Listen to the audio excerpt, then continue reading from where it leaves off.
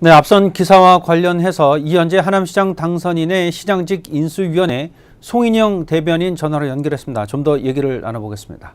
네, 안녕하십니까? 네, 안녕하세요. 네, 우선 지난 17일로 지난 나흘간 진행됐던 하남시의 업무 보고가 모두 끝이 났는데요. 그 과정에서 여러 가지 이야기 또 의견들이 나왔던 것으로 알고 있습니다. 먼저 주요 내용들을 간추려 주시죠.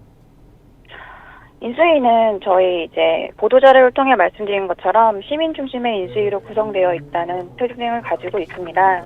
그래서 좀 더 직접적으로 그간 느껴오셨던, 하남 시민이 직접 느껴오셨던 크고 작은 시급한 현안들에 대한 강조를 했고, 공무원분들의 인식의 전환에 대한 강조가 이루어졌습니다.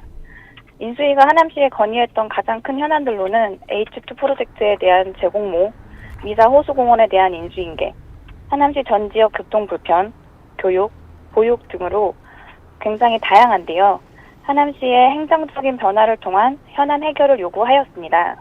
그러나 아시다시피 저희가 온라인, 오프라인을 통해 민원을 직접 받고 있는데요. 민원 내용을 회의 때 중요 안건으로 계속 제기하고 있기 때문에 말씀드렸던 현안 이외에도 그늘막, 도서관의 책 수량 등 굉장히 다양하고 세부적인 안건들이 논의되고 있습니다.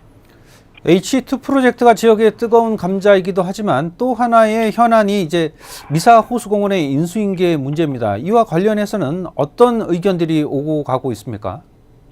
사실 미사 호수공원의 경우에는 하남의 랜드마크 공원으로 자리 잡아야 함에도 불구하고 현재 수질오염, 악취 등 많은 문제점이 발생한 상황입니다. 그에 따른 주민들의 민원이 굉장히 많습니다. 그래서 저희 인수위는 현 시점에서는 인수를 논할 것이 아니라고 판단을 하고 있으며 폐적물이 쌓이는 원인 규명 등 호수공원에 대한 모든 문제가 완전히 해결된 다음에 인수에 착수해야 된다고 요구했습니다. 네. 시기상으로 보면 이제 당선인의 공약 완성을 위한 밑그림을 인수위가 시민들에게 내놓아야 할 시점이 다가오고 있습니다. 그런데 이 무게중심을 통합을 통한 하남 발전이라는 목표를 갖고 있다고 들었습니다. 맞습니까? 네, 맞습니다. 하남시는 지역별로 그리고 세대별로 현안이 굉장히 다른 다양성이 매우 큰 곳입니다. 시급하지만 하남 시민 모두에게 공통된 현안을 시작으로 하남 시민 모두가 만족할 수 있는 하남 발전을 이루는 것을 방향성으로 잡고 있습니다. 공통된 현안으로는 교통과 교육, 경제 활성화가 있는데요. 5개 지하철의 차질 없는 추진과 지하철역을 거점으로 확충해야 할 대중교통망, 조속한 학교 신설 등을 시작으로 일자리 창출, 경제 활성화 등 하남의 도약을 계획하고 있습니다. 또한 지난 행정에서 문제가 됐던 여러 현안들에 대한 수습을 통해 행정의 정상화를 이루어야 한다는 문제의식도 가지고 있습니다.